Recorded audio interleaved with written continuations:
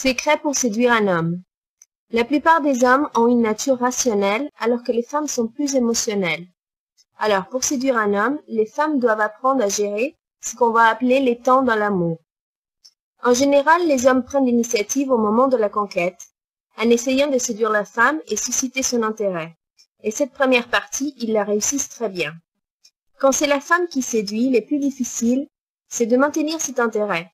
Et la clé pour les réussir est de bien gérer les temps et l'espace de l'autre.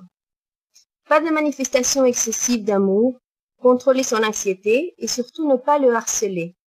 Si vous sentez que cet homme vous intéresse vraiment, attendez qu'il vous montre d'abord son intérêt pour vous et qu'il s'implique de plus en plus dans la relation.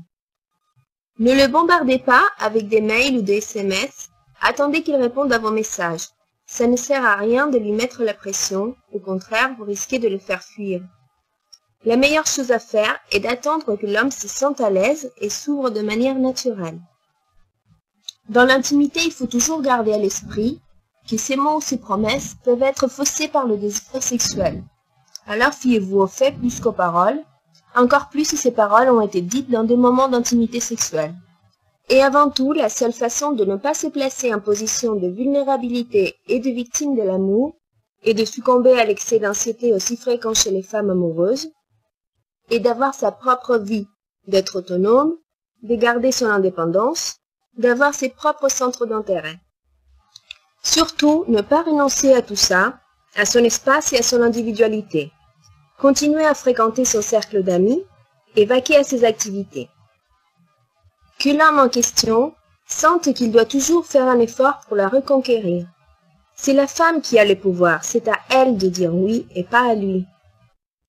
En général, les rôles s'inversent et c'est l'homme qui finit par avoir ce dernier mot, car comme c'est lui le chasseur, entre guillemets, c'est lui qui fait la cour et séduit, et au moment où il arrive à ses fins, il se relâche, la pression tombe, il perd son intérêt, et c'est finalement la femme qui finit par se trouver dans un état d'anxiété et insécurité, en attente d'une réponse, d'un geste, de l'approbation de la part de l'homme.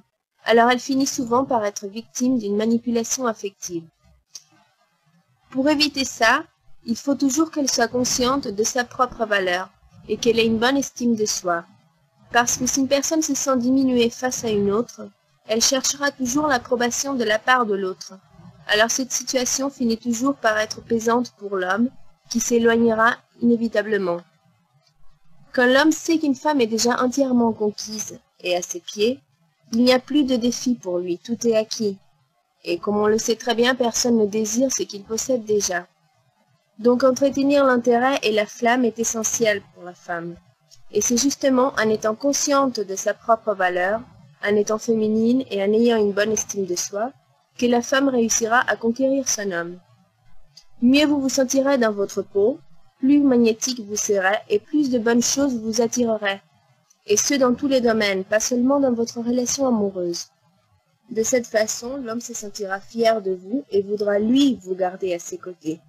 Et c'est à ce moment-là que vous vous demanderez « Mais est-ce que moi, je veux être avec lui ?» Et ça, c'est tout votre pouvoir, le pouvoir féminin. La décision dépend uniquement de vous.